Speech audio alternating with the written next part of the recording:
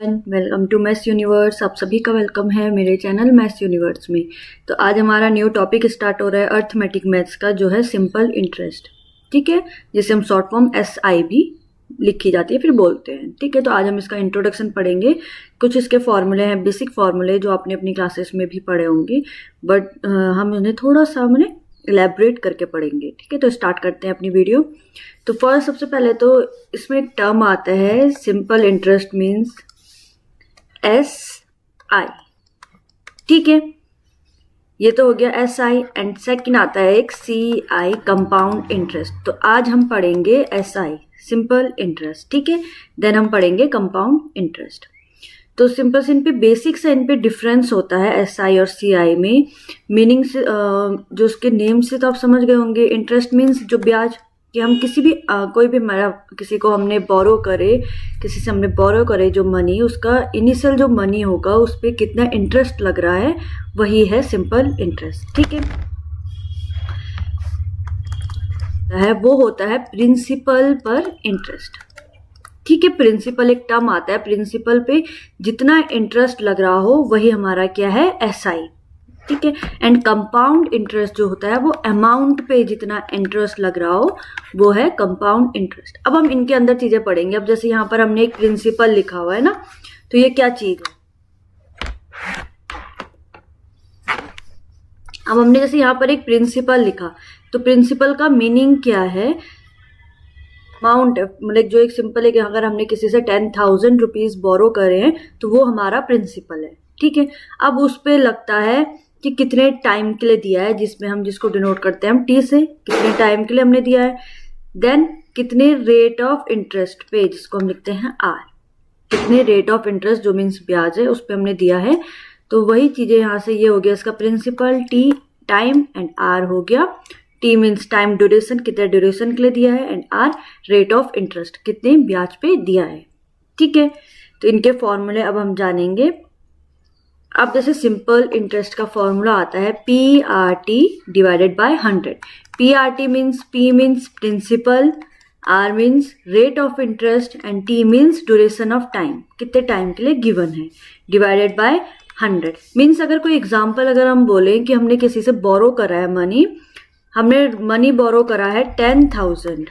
ठीक है, कितने टाइम के लिए, 2 ईयर के लिए, कितना रेट ऑफ 5% ऑफ इंटरेस्ट के रेट पे अगर हमने किसी से लिया है। तो सिंपल सी बात है, जो ये 10,000 है वो आपका प्रिंसिपल है, 2 ईयर हो गया आपका रेट, 2 ईयर हो गया आपका time means duration means T, and 5% हो गया आपका rate of interest means R।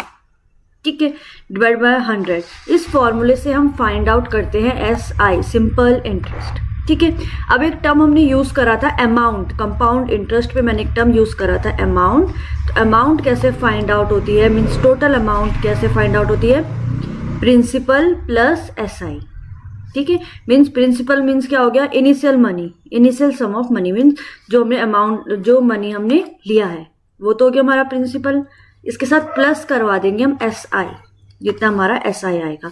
It means आप SI का simple interest of 1 year at the rate of 5% PA means per annum of ₹1500। Means एक सिंपल क्वेश्चन है, हमें SI फाइंड आउट करना है।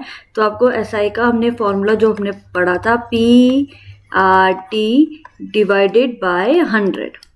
ठीक है, अब प्रिंसिपल क्या है यहाँ पर, जो हमारे पास एक इनिशियल अमाउंट गिवन है मीन्स 1500, वो हमारा क्या है, प्रिंसिपल। मीन प्रिंसिपल है हमारा 1500। ठीक है, R आ गया हमारा कितने दर पे, मीन्स कितने परसेंट में हमें इंटरेस्ट, कितने इंटरेस्ट पे हमारा रेट ऑफ इंटरेस्ट है, वो है 5%। इट मीन्स R आ गया 5%, and T duration of time कितना है, 1 ईयर। ठीक है, तो वैल्यू हमारे पास सारी गिवन है, हमें SI फाइंड आउट करना है, तो वैल्यू पुट कर देंगे। इट मीन्स 1500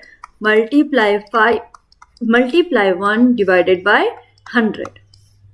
तो सिंपल सी कैलकुलेशन आ गई, तो कैलकुलेशन को सॉल्व करेंगे, 0 to 0 कैंसिल आउट, तो आपका आंसर आ गया 75।